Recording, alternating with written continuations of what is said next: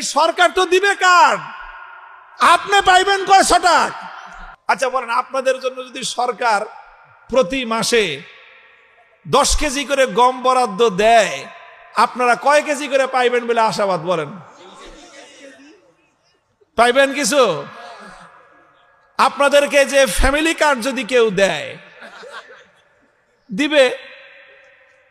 আপনাদেরকে মনে করে রেশনের কার্ড দিল, ভাই সরকার তো দিবে কার্ড, আপনি পাইবেন কয়শো টাকা? এই দেশে আচ্ছা বলেন তো, আপনার বুকে হাত দিয়ে কত পার্সেন্ট মানুষ সরকারি অফিস আদালতে গিয়ে ঘুষ ছাড়া, কোনো টাকা পয়সা দেওয়া ছাড়া মাগনায় সরকারি সার্ভিস পান? কত পার্সেন্ট মানুষ পান আছেন? বলেন, হাত উঠায় দেন। মানুষ না খেয়ে মরে, তারপরে তো মানুষের গম খেয়ে ফেলায়। ব্রিজ কালভার্ট বানাবে, রডের বদলে বাঁশ দিয়ে বসে থাকে।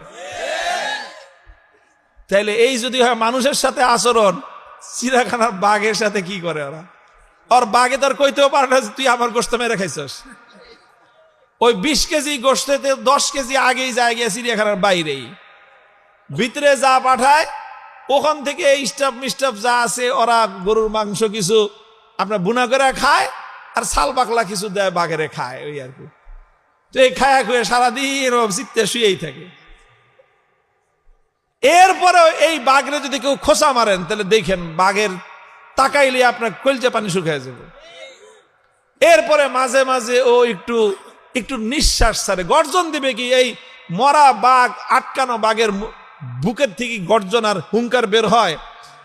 এরপরে সামান্য একটা আওয়াজ যখন করে, গোটা চিড়িয়াখানা থরথর করে কেঁপে উঠে, সমস্ত পোলাপান দৌড় দেয় যে বাঘ গর্জন দিতেছে দেখার জন্য।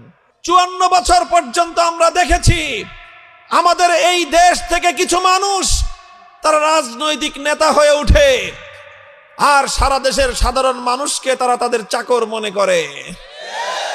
এই রাজনৈতিক দুর্বৃত্ত নেতৃবৃন্দ রাজনৈতিক নেতৃত্বের নামে গোটা দেশের সাধারণ মানুষকে তারা নিজেদের চাকর বাকরে পরিণত করে।